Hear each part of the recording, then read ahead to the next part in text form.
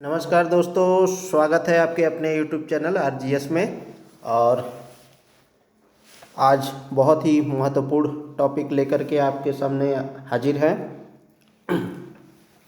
18वीं भारतीय one report जो है अभी हाल ही में जारी किया गया है। इससे संबंधित जो है MCQ फॉर्मेट में हम लोग आज देखेंगे कि इस वन रिपोर्ट की स्थिति क्या है, पिछले रिपोर्ट से तुलना भी करेंगे।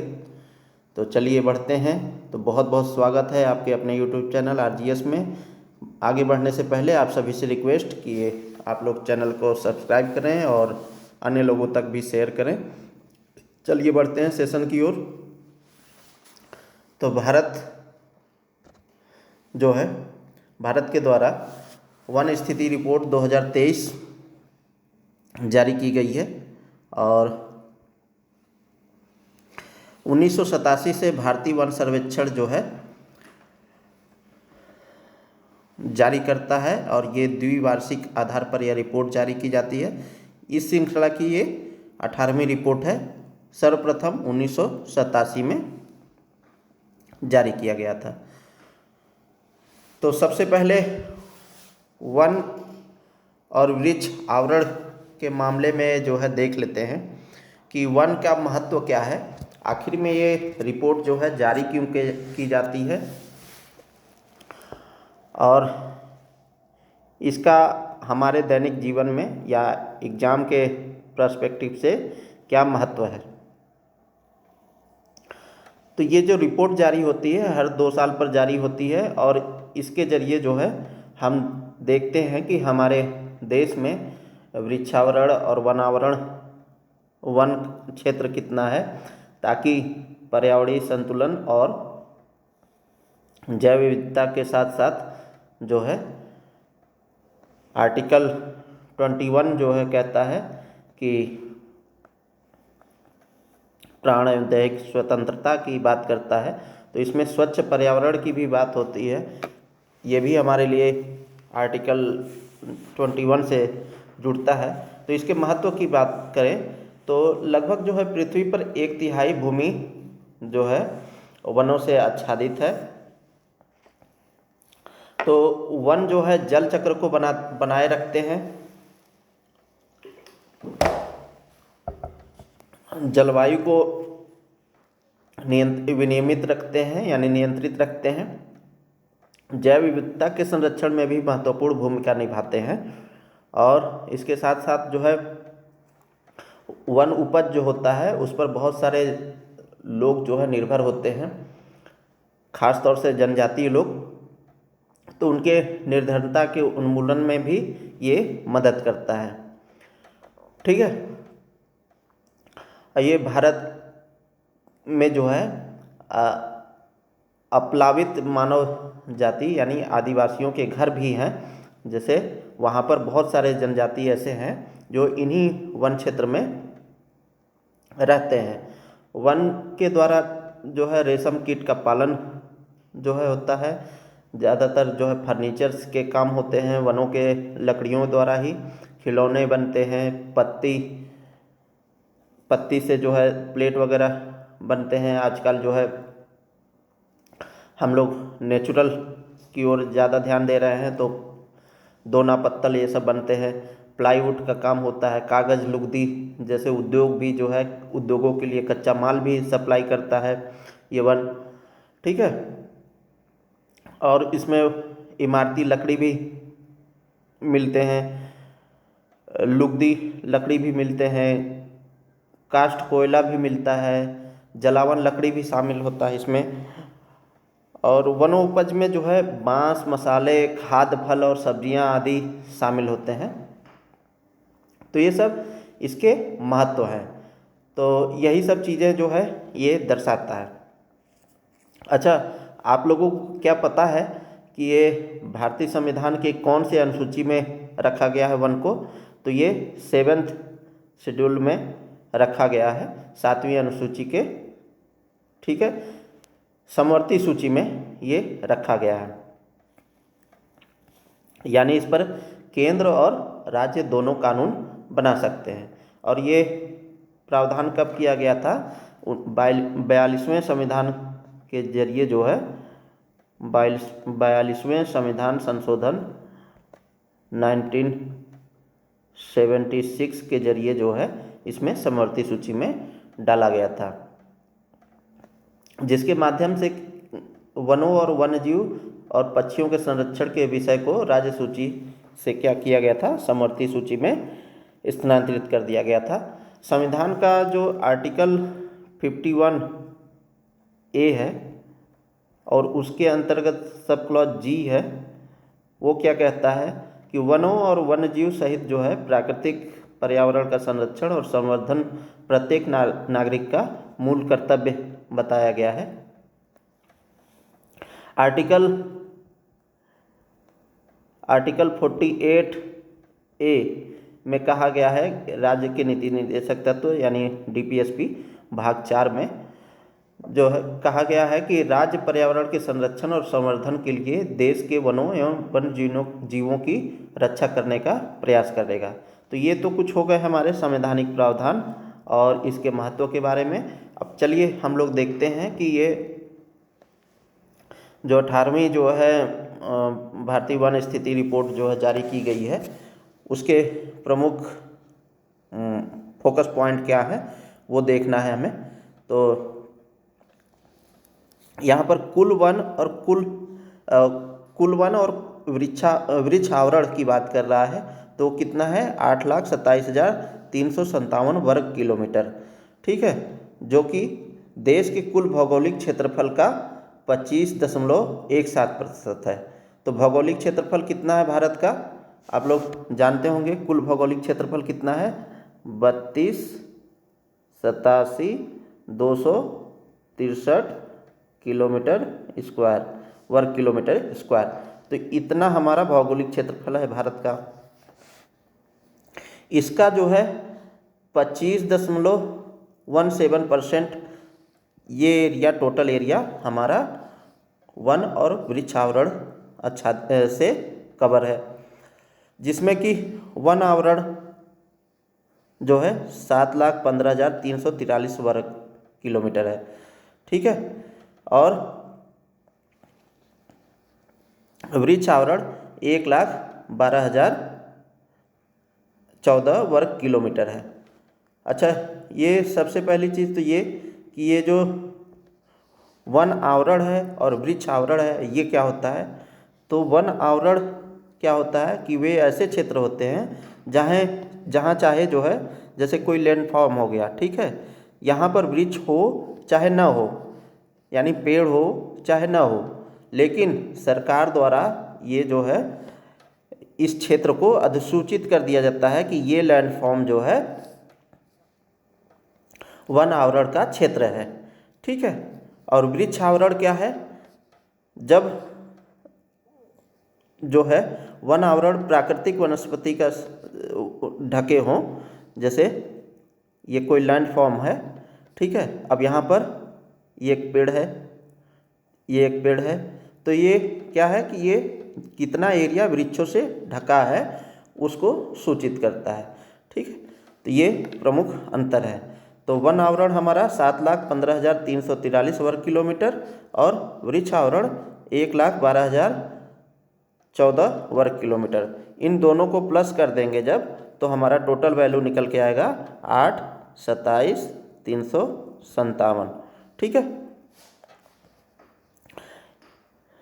चलिए आगे बढ़ते हैं। अब हम लोग, जैसा कि शुरू में हमने बताया था कि हम लोग MCQ फॉर्मेट में देखेंगे कि ये जो रिपोर्ट है इसकी स्थिति क्या है, और MCQ फॉर्मेट में देखने से हमें ये लाभ होगा कि आगामी परीक्षा की दृष्टि से हमारे लिए जो है सहूलियत होगी, किस तरीके से क्वेश्चन बन सकते हैं, और जब MCQ फॉर्मेट में रहेगा तो आपको ये रिपोर्ट तैयार करने में भी आसानी मिलेगी और इसको आप कंपाइल भी कर सकते हैं। तो चलिए बढ़ते हैं पहले प्रश्न की ओर।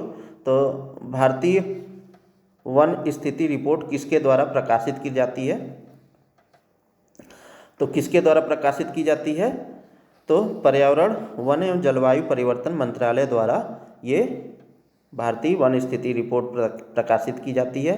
पहली बार 1987 में प्रकाशित किया गया था और हर 2 वर्ष के बाद जो है ये प्रकाशित होता है। इस बार की जो रिपोर्ट है वो 18वीं है। तो कौन सी रिपोर्ट है? 18वीं रिपोर्ट है। ठीक है। और पर्यावरण वन एवं जलवायु परिवर्तन मंत्रालय इसे प्रकाशित करता है। हाल ही में पर्यावरण वन एवं जलवायु परिवर्तन मंत्रालय ने भारत वन स्थिति रिपोर्ट 2023 श्रृंखला की 18वीं रिपोर्ट ISFR 2023 जारी की है। ISFR को भारतीय वन विज्ञानी एफ एसोसिएटर द्वारा वर्ष 1987 में द्विवार्षिक आधार पर प्रकाशित किया गया था। तो ministry of environment, forest and climate change जो है, रिक्रूटमेंट नहीं रहेगा, ठीक है, उसके द्वारा जो है ये जारी किया जाता है। चलिए आगे बढ़ते हैं, दूसरा प्रश्न देखते हैं। वन एवं वृक्ष क्षेत्रफल के मामले में देश का कुल वन वृक्ष क्षेत्रफल 8,27,356.95 वर्ग किलोमीटर है, जो देश का भौगोलिक क्षेत्रफल का कितना प्रतिशत है? तो ये शुरुआत में ही हमने बताया था कितना प्रतिशत है, तो आप इसका राइट आंसर डी लगा सकते हैं, 25.17%।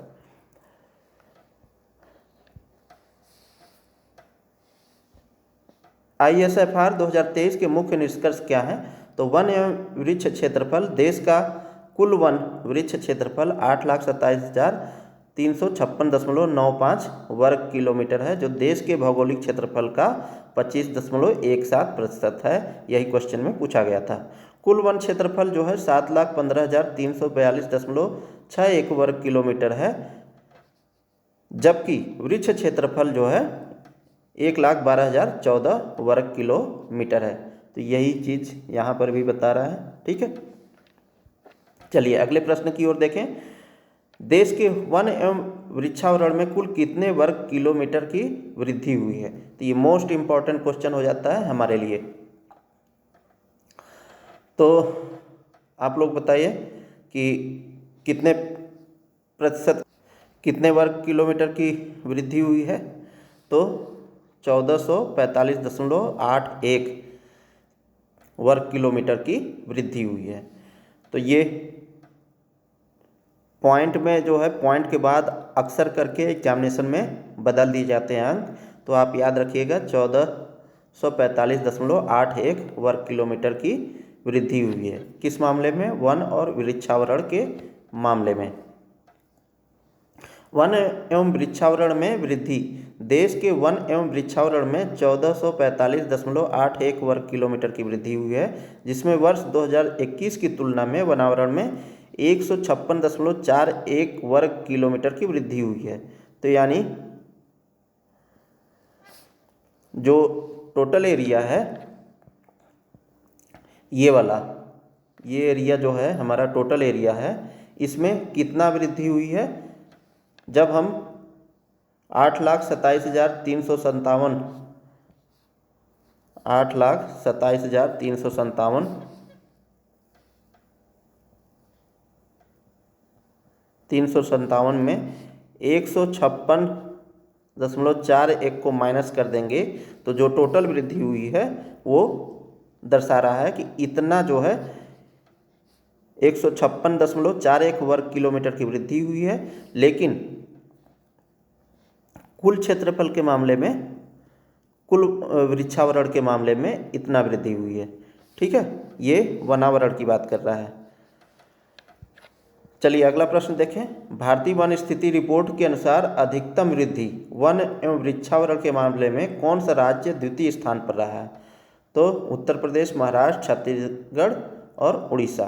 तो कौन सा राष्ट्र रहा है? उत्तर प्रदेश रहा है। पहले स्थान पर कौन रहा है? मध्य प्रदेश रहा है, सॉरी छत्तीसगढ़ रहा है। तो अधिकतम वृद्धि जो है वन एवं वृक्षावरण के मामले में छत्तीसगढ़ जो है सबसे ज़्यादा वृद्धि हुई है। तो ये रहा छत्तीसगढ़, ये फर्स्ट नंबर पे है। ठीक है। उसके बाद उत्तर प्रदेश, ये रहा उत्तर प्रदेश, ये दूसरे नंबर पे है, और उड़ीसा ये है तीसरे नंबर पे। तो इसमें वृद्धि हुई है। चौथे नंबर पर कौन है? राजस्थान है। तो ये राजस्थान है। यहाँ पर कलर नहीं किया है मैंने, इसलिए कि आपको बहुत ज़्यादा बर्डन ना हो। तो फर्स्ट, सेकंड, थर्ड आप कम से कम याद रखेंगे। फर्स्ट कौन है? छत्तीसगढ़। उससे नॉर्थ में चले जाएंगे तो उत्तर प्रदेश, फिर उससे दक्षिण पूरब में दक्षिण और पूरब में जाएंगे तो आपको उड़ीसा मिल जाएगा। ठीक है। तो अधिकतम वृद्धि छत्तीसगढ़, फिर उत्तर प्रदेश, उड़ीसा, चौथे नंबर पर राजस्थान है। अगला प्रश्न देखें।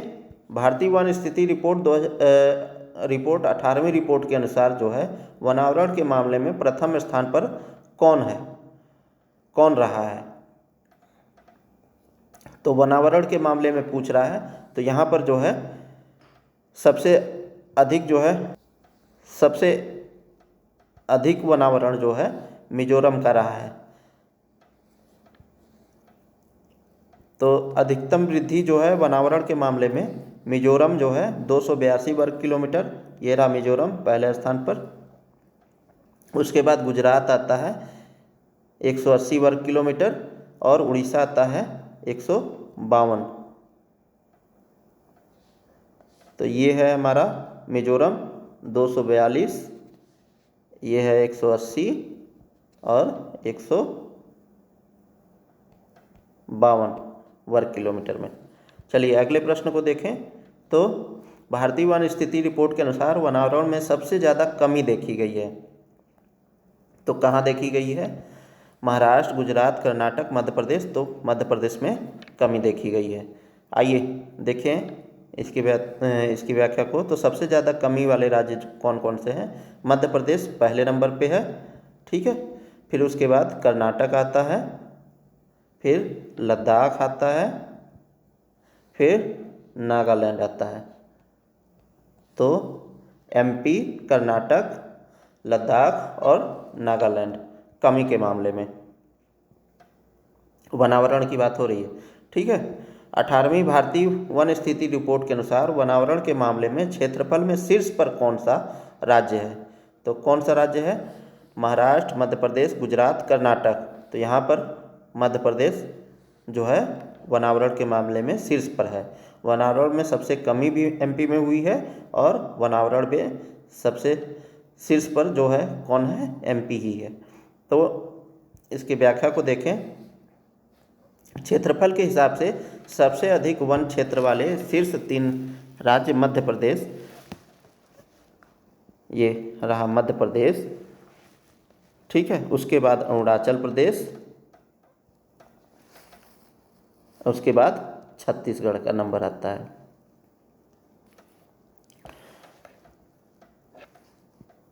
तो ये भारतीय वन स्थिति रिपोर्ट के अनुसार वनावरण के मामले में शीर्ष पर कौन सा राज्य है? मध्य प्रदेश है, फिर अरुणाचल प्रदेश है, और छत्तीसगढ़। चलिए आगे देखें। तो 18वीं भारतीय वन स्थिति रिपोर्ट के अनुसार प्रतिशत की दृष्टि से कौन सा राज्य संघ शासित प्रदेश शीर्ष पर है? तो अंडमान निकोबार, लक्षद्वीप, लद्दाख, मध्य प्रदेश। तो यहाँ पर लक्षद्वीप है प्रतिशत के मामले में शीर्ष पर। कुल भौगोलिक क्षेत्रफल के संबंध में वनावरण प्रतिशत की दृष्टि से लक्षद्वीप 91.33% में सबसे अधिक वनावरण है। तो ये रहा लक्षद्वीप। यहाँ पर कितना है? 91.33% जो है वनावरण है। तो ये पहले नंबर पे है। ठीक है। जिसके बाद मिजोरम का नंबर आता है, ये दूसरे नंबर पर है। यहाँ पर वनावरण कितना है? 85.34%। और उसके बाद अंडमान और निकोबार का नंबर आता है, ये कितना है? तो ये 81.62% वनावरण है यहाँ पर। तो लक्षद्वीप, मिजोरम और अंडमान और निकोबार। अगले प्रश्न को देखें। तो 18वीं वन स्थिति रिपोर्ट के अनुसार उच्च वनावरण के मामले में कितने राज्यों या संघ राज्य क्षेत्रों में 33% से अधिक भौगोलिक क्षेत्र वनावरण के अंतर्गत हैं। तो यानी ऐसे कितने जो है राज्य और संघ शासित प्रदेश हैं जो जिनमें जो है 33% से अधिक वनावरण मौजूद है? तो कितने हैं? 19 हैं। तो उच्च वनावरण की बात करें तो 19 राज्यों संघ राज्य क्षेत्रों में 33% से अधिक भौगोलिक क्षेत्र वनावरण के अंतर्गत हैं। इनमें से 8 राज्यों केंद्र शासित प्रदेशों अर्थात मिजोरम, ये रहा हमारा मिजोरम, ठीक है, मिजोरम, लक्षद्वीप, अंडमान निकोबार द्वीप समूह, ये रहा अरुणाचल प्रदेश, फिर उसके बाद जो है नागालैंड, तो ये रहा नागालैंड, ये रहा मेघालय, फिर ये त्रिपुरा और ये मणिपुर। तो ये 8 राज्य ऐसे हैं और संघ शासित प्रदेश मिला करके जहाँ पर जो है वनावरण के मामले में 75% से अधिक वनावरण है। तो वन क्षेत्र जो है 75% से अधिक है। कौन कौन से? 2 तो हमारा हो गए केंद्र शासित प्रदेश, जैसे लक्षद्वीप और अंडमान निकोबार, ठीक है। उसके बाद अरुणाचल प्रदेश, नागालैंड, मणिपुर, मिजोरम, त्रिपुरा, मेघालय, ये यहाँ पर 6 हैं। चलिए अब आगे बढ़े। 17वीं से तुलना आधारित जो है ये प्रश्न है। 17वीं भारतीय वन स्थिति रिपोर्ट की तुलना में नवीनतम रिपोर्ट के अनुसार देश का कुल कितना वन कार्बन स्टॉक अनुमान है? तो यहाँ पर पूछ रहा है कार्बन स्टॉक क्या है, कितना कार्बन जो है हम उत्सर्जित करते हैं और उसे अवशोषित करते हैं। तो यहाँ पर हमारा राइट आंसर क्या हो जाएगा? 72.85 मिलियन टन कार्बन स्टॉक अनुमान है कि हम इतना स्टॉक कर पाएंगे 17वीं की तुलना में। तो कार्बन स्टॉक, देश का वन कार्बन स्टॉक जो है 7285.5 मिलियन टन अनुमानित है, जो वर्ष 2021 की तुलना में 21.5 मिलियन टन अधिक है। शीर्ष 3 राज्य जो हैं अरुणाचल प्रदेश, उसके बाद मध्य प्रदेश और छत्तीसगढ़, और उसके बाद महाराष्ट्र। भारत का carbon stock 30.43 billion ton CO2 समतुल्य तक पहुंच गया है, जो वर्ष 2005 के आधार पर वर्ष से 2.29 बिलियन टन अधिक है तथा वर्ष 2030 के 2.5 से 3.0 बिलियन टन के लक्ष्य के करीब है। तो शीर्ष राज्य कौन कौन से हैं कार्बन स्टॉक के मामले में? अरुणाचल प्रदेश, ठीक है, फिर उसके बाद जो है मध्य प्रदेश, अरुणाचल प्रदेश, मध्य प्रदेश और उसके बाद छत्तीसगढ़, ठीक है। तो ये शीर्ष कार्बन स्टॉक वाले राज्य हैं। टोटल कितना है? 7285.5 मिलियन टन। 18वीं भारतीय वन स्थिति रिपोर्ट के अनुसार पूर्वोत्तर क्षेत्र में कुल वन एवं वृक्षावरण 1,74,394.70 वर्ग किलोमीटर है, जो इन राज्यों के भौगोलिक क्षेत्रफल का कितना प्रतिशत आच्छादित है? तो यहाँ पर पूर्वोत्तर राज्य की बात कर रहा है, यानी 7 सिस्टर की बात कर रहा है, और ये पूर्वोत्तर राज्यों की बात कर रहा है यहाँ पर कि 18वीं वन स्थिति रिपोर्ट के अनुसार पूर्वोत्तर क्षेत्र में कुल वन एवं वृक्षावरण 1,74,394.70 वर्ग किलोमीटर है। तो यहाँ पर कुल वन एवं वृक्षावरण जो है 1,74,394.70 किलोमीटर स्क्वायर है, जो इन राज्यों के भौगोलिक क्षेत्रफल का कितना प्रतिशत आच्छादित है? तो यहाँ पर 67% आच्छादित है। चलिए देखें तो क्षेत्रीय प्रदर्शन की स्थिति की बात कर रहा है। तो पश्चिमी घाट पारिस्थितिक संवेदनशील क्षेत्र जो है 60,285.61 वर्ग किलोमीटर में फैला हुआ है, जिसमें 44,043.99 वर्ग किलोमीटर यानी 73% क्षेत्र वन क्षेत्र के अंतर्गत है। पूर्वोत्तर क्षेत्र की बात करें तो कुल वन और वृक्षावरण 1,74,394.70 वर्ग किलोमीटर है, जो इन राज्यों के भौगोलिक क्षेत्रफल का 67% है। हाल ही में जारी भारतीय वन स्थिति रिपोर्ट के अनुसार 2021 की तुलना में मैंग्रोव वन में देखी गई है, क्या देखी गई है, 7.43 वर्ग किलोमीटर की कमी, 7.34 वर्ग किलोमीटर की वृद्धि, 7.43 वर्ग किलोमीटर की वृद्धि, 6.43 वर्ग किलोमीटर की वृद्धि। तो पिछली रिपोर्ट के अनुसार जो है इस बार जो है मैंग्रोव वन में कमी देखी गई है। तो कितना कमी देखी गई है, 7.43 वर्ग किलोमीटर की कमी देखी गई है। चलिए व्याख्या को देखें तो मैंग्रोव आवरण की बात कर रहा है तो भारत का मैंग्रोव आवरण जो है 4,991.68 वर्ग किलोमीटर है, जो कुल भौगोलिक क्षेत्रफल का 0.15% है, जिसमें 2021 से 7.43 वर्ग किलोमीटर की कमी आई है। गुजरात में मैंग्रोव आवरण में 36.39 वर्ग किलोमीटर की कमी देखी गई है, जबकि आंध्र प्रदेश और महाराष्ट्र में क्रमशः 13.01 वर्ग किलोमीटर और 12.39 वर्ग किलोमीटर की वृद्धि देखी गई है। तो गुजरात में तो कमी देखी गई है, कितना, 36.39 वर्ग किलोमीटर। यह इंपॉर्टेंट हो जाता है अगर स्टेटमेंट में आ जाए क्वेश्चन कि सबसे ज़्यादा मैंग्रोव आवरण में कहाँ कमी दर्ज की गई है, तो गुजरात में की गई है।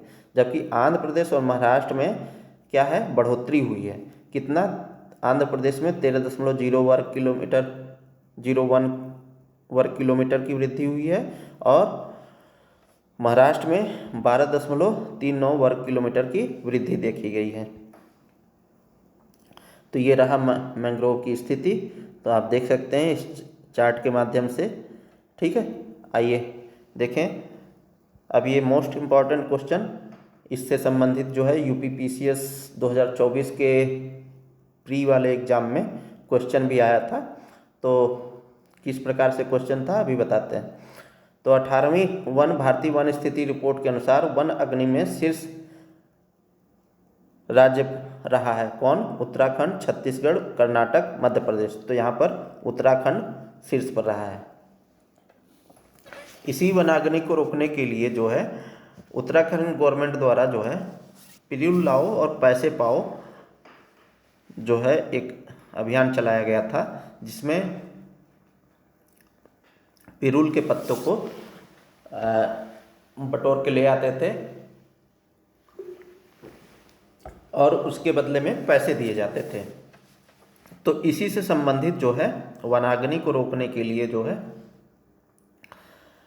ये योजना चलाई गई थी और इससे संबंधित यही सेम क्वेश्चन 2024 के UPPCS प्री में आया था। तो चलिए देखें, तो वनाग्नि वर्ष 2023-24 सीजन में सबसे अधिक आग की घटनाओं वाले शीर्ष 3 राज्य कौन कौन से हैं, उत्तराखंड, उड़ीसा और छत्तीसगढ़।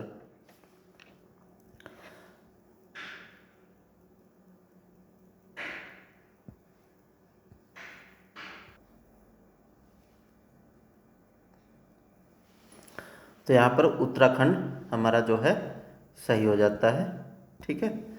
तो ये रहा उत्तराखंड, ठीक है। उत्तराखंड पहले नंबर पे, उड़ीसा दूसरे नंबर पे और छत्तीसगढ़ तीसरे नंबर पे। चलिए अगले प्रश्न को देखें। तो पेरिस जलवायु परिवर्तन समझौते में की गई राष्ट्रीय स्तर पर निर्धारित योगदान NDC प्रतिबद्धताओं में भारत ने वर्ष 2030 तक अतिरिक्त वनावरण और वृक्षावरण के माध्यम से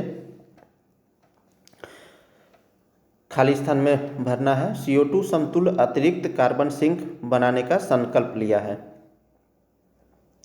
तो अतिरिक्त कार्बन सिंक बनाने का संकल्प जो लिया है वो कितना बिलियन टन लिया है। तो 2.5 से 3 बिलियन टन जो है संकल्प लिया है। तो राइट आंसर ए हो जाएगा। तो पेरिस समझौता जो है 2015 में हुआ था। यहाँ पर जलवायु संबंधित कुछ महत्वपूर्ण निर्णय लिए गए थे, जिसके जो है 2025 में 10 साल पूरे भी हो रहे हैं। तो ये खास तौर से हमारे एग्ज़ाम के दृष्टि से बहुत ही इम्पोर्टेंट हो जाता है।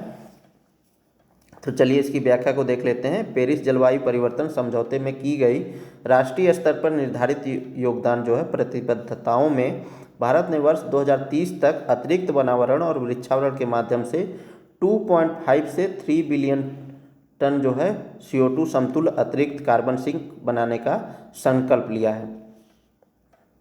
कार्बन सिंक क्या होता है? जैसे बायोफ्यूल से जो है गैर जीवाश्म ईंधन नहीं जीवाश्म ईंधन से जो भी हम लोग कार्बन उत्सर्जित करते हैं उसे कितना हम लोग अवशोषित कर लेते हैं, उसी को कह रहे हैं कार्बन सिंक कहते हैं। ठीक है, तो ये 2.5 से 3 बिलियन टन CO2 समतुल्य अतिरिक्त कार्बन सिंक बनाने का संकल्प लिया गया है भारत द्वारा। कब तक? 2030 तक। ये लक्ष्य याद रखिएगा। बान चैलेंज जो है, भारत ने बान चैलेंज के भाग के रूप में वर्ष 2030 तक 26 मिलियन हेक्टेयर बंजर भूमि को पुनर्स्थापन के अंतर्गत लाने का भी संकल्प लिया है। तो 2030 तक जो है 26 मिलियन हेक्टेयर बंजर भूमि को पुनर्स्थापन करेगा, यानी उसे उपजाऊ बनाएगा। तो ये दोनों इम्पोर्टेंट डाटा है हमारे लिए, तो ये याद रखिएगा। बान चैलेंज क्या है? जो बंजर भूमि है उसे फिर से उपजाऊ बनाना। अब यहाँ पर पेरिस समझौता के बारे में थोड़ा सा देख लेते हैं। यह जलवायु परिवर्तन पर कानूनी रूप से बाध्यकारी अंतर्राष्ट्रीय संधि है, जिसे 2015 में संयुक्त राष्ट्र framework convention on climate change UNFCCC के COP21 में अपनाया गया था। इसका उद्देश्य वैश्विक तापन को पूर्व औद्योगिक स्तरों से 2 डिग्री सेंटीग्रेड से नीचे सीमित करना है, साथ ही वृद्धि को 1.5 डिग्री सेंटीग्रेड तक सीमित रखने का प्रयास करना है। पेरिस समझौता जो है राष्ट्रीय स्तर पर निर्धारित योगदान पर बल देता है और सभी देशों को जलवायु कार्रवाई करने के लिए प्रोत्साहित करता है। देशों को अपने प्रयासों को बढ़ाने और समय के साथ महत्वाकांक्षा बढ़ाने के लिए प्रत्येक 5 वर्ष में अपने NDC की समीक्षा एवं अद्यतन करना चाहिए। पेरिस समझौते का अनुच्छेद जो है 28 क्या कहता है? किसी देश की संधि से हटने की प्रक्रिया और समय सीमा निर्धारित करता है। जैसा कि अभी जो है अमेरिका जो है इस पेरिस समझौते से हट गया है, और जो है किसी पक्ष के लिए इस समझौते के लागू होने की तारीख से 3 वर्ष पश्चात किसी भी समय वह पक्ष लिखित अधिसूचना देकर इस समझौते से हट सकता है। ठीक है, चलिए अगला देखें। निम्नलिखित में से कौन सी रिपोर्ट FAO द्वारा जारी किया जाता है? तो यहाँ पर जो है एक ऑप्शन मैं बढ़ाना चाहूँगा, ऑल ऑफ दीज।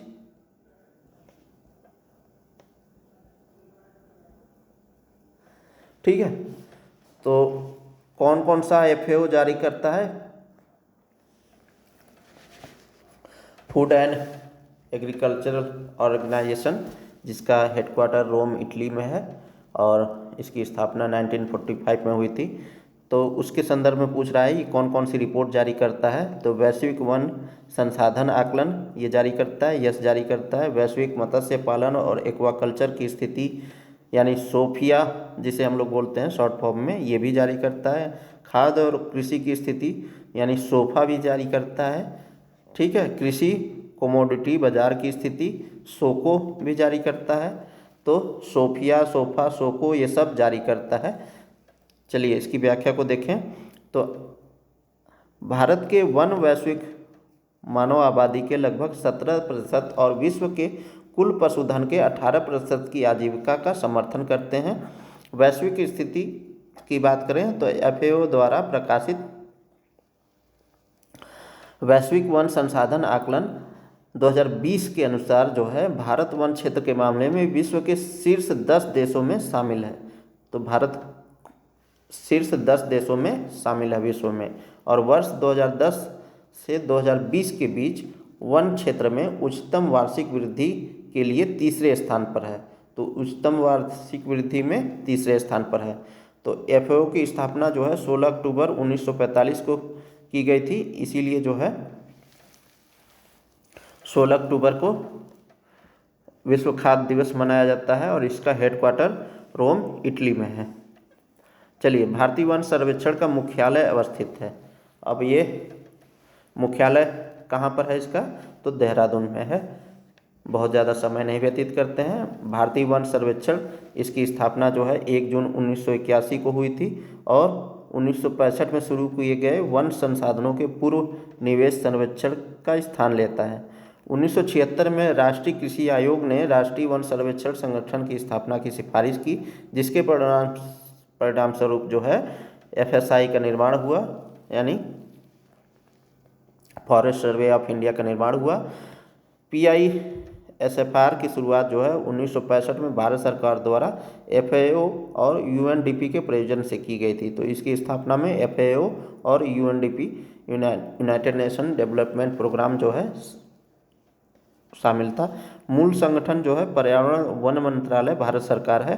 प्राथमिक उद्देश्य क्या है? भारत के वन संसाधनों का नियमित रूप से आकलन और निगरानी करना। इसके अलावा यह प्रशिक्षण, अनुसंधान और विस्तार की सेवाएं भी प्रदान करता है। कार्यप्रणाली क्या है? तो FSI का मुख्यालय जो है देहरादून में है, तथा शिमला, इसके 4 क्षेत्रीय कार्यालय भी हैं, शिमला, कोलकाता, नागपुर और बंगलुरु। कहाँ? शिमला, कोलकाता, नागपुर, बंगलुरु। शिमला, कोलकाता, नागपुर, बंगलुरु के 4 क्षेत्रीय कार्यालय के साथ इसकी उपस्थिति संपूर्ण भारत में है। पूर्वी क्षेत्र का एक उपकेंद्र बर्नीहाट यानी मेघालय में है। ठीक है, तो ये 4 तो हो गए मेन मुख्य रूप से क्षेत्रीय कार्यालय, और ये पूर्वी घाट में एक उपकेंद्र भी है जिसे बर्नीघाट के नाम जिसे बर्नीघाट में स्थापित किया गया है, जो कि मेघालय में अवस्थित है। वर्ष 2013 से 23 के बीच में वानिकी मानदंडों की स्थिति देखें तो क्या है? वन क्षेत्र में वृद्धि हुई है। देश के वन क्षेत्र में 16,630.25 वर्ग किलोमीटर की वृद्धि हुई है। वृक्षावरण में 20,747.34 वर्ग किलोमीटर की वृद्धि हुई है, यानी ये 10 वर्षों की तुलना कर रहा है। इस दौरान क्या हुआ है उसकी स्थिति बता रहा है। देश में मैंग्रोव आच्छादन में 296.33 वर्ग किलोमीटर की वृद्धि हुई है। ठीक है, मृदा स्वास्थ्य, अब यहाँ पर देखिए मैंग्रोव से संबंधित क्या है कि पिछले वर्ष की तुलना के साथ जो है मैंग्रोव आच्छादन में कमी हुई है, लेकिन पिछले 10 वर्षों की तुलना करें तो 296.33 वर्ग किलोमीटर की वृद्धि हुई है। मृदा स्वास्थ्य की बात करें तो मृदा स्वास्थ्य में सामान्य सुधार हुआ है। वर्ष 2013 में 83.53% की तुलना में उथली से गहन मृदा में 87.16% जो ह्यूमस में सुधार से परिलक्षित होता है। मृदा कार्बनिक कार्बन जो है 55.85 टन प्रति हेक्टेयर से बढ़कर 56.08 टन प्रति हेक्टेयर हो गया है। मृदा कार्बनिक कार्बन का तात्पर्य क्या है? तो मृदा कार्बनिक पदार्थ में निहित कार्बन है जो मृदा एकत्रीकरण में योगदान देता है, जिससे मृदा संरचना और स्थिरता बढ़ती है। जैविक प्रभाव की बात करें तो वनों पर जीवी प्रभाव भी वर्ष 2013 से 13 के 31.28% से घटकर 26.66 रह गया, जो प्राणी जात जैव विविधता और वनस्पति जात जैव विविधता के लिए बेहतर परिवेश सिद्ध होगा। जीवी प्रभाव का आशय सजीवों पर पड़ने वाले प्रभाव से है। वनों में जीवी प्रभावों में चारण, ब्राउजिंग, मानव जनित अग्नि, पोलार्डिंग, अवैध कर्तन और पातन शामिल हो सकते हैं। निष्कर्ष की बात कर लें तो 18वीं भारतीय वन स्थिति रिपोर्ट 2023 में वन और वृक्षावरण, कार्बन स्टॉक तथा मृदा स्वास्थ्य में सकारात्मक रुझानों पर प्रकाश डाला गया है, और साथ ही वनाग्नि और मैंग्रोव की क्षति जैसी चुनौतियों का समाधान किया गया है। पेरिस समझौते और बान चैलेंज जैसे वैश्विक जलवायु लक्ष्यों के प्रति भारत की प्रतिबद्धता इसके वर्तमान के संरक्षण के प्रयासों के अनुरूप है। ये हम अपने निष्कर्ष में लिख सकते हैं अगर आ गया वन स्थिति की रिपोर्ट के बारे में तो। ठीक है, तो अभी के लिए फ़िलहाल में इतना ही, और उम्मीद करते हैं भारतीय वन स्थिति रिपोर्ट जो है आपको एमसीक्यू के माध्यम से ज़्यादा बेहतर समझ में आया होगा। आपने पहले भी पढ़ा होगा, पेपर में पढ़ा होगा, मैगजीन में पढ़ा होगा, लेकिन जब एमसीक्यू के माध्यम से हम देख लेते हैं तो चीज़ें जो है क्लियर हो जाती है। तो उम्मीद करते हैं वीडियो पसंद आया होगा। मिलते हैं नेक्स्ट वीडियो में, तब तक के लिए जय हिंद। और आप लोगों से गुजारिश ज़्यादा से ज़्यादा लोगों तक शेयर करें। बहुत बहुत धन्यवाद।